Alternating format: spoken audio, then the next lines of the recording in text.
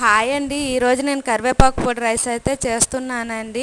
యాక్చువల్గా ఈ వీడియో నిన్న తీసింది, ఎడిటింగ్ అది చేసేసరికి చాలా లేట్ అయ్యింది. ఈరోజు పోస్ట్ చేస్తున్నాను.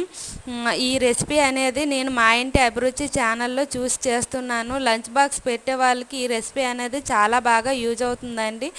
చాలా సింపుల్గా ఈజీగా అయిపోయే రెసిపీ అండి ఇది. ఈ కరివేపాకు పొడి రైస్ అనేది చాలా టేస్ట్గా వచ్చిందండి. మీరు కూడా తప్పకుండా ట్రై చేయండి. కరివేపాకు పొడి అనేది కూడా హోమ్ మేడ్దేనండి. నేను విస్మయ్ ఫుడ్ ఛానల్లో చూసి నేర్చుకున్నాను.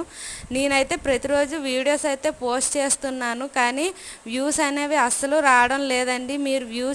మీరు చూసి లైక్ చేసి సబ్స్క్రైబ్ చేయడం వల్ల ఇంకా ఛానల్ చాలా బాగా గ్రో అవుతుందండి.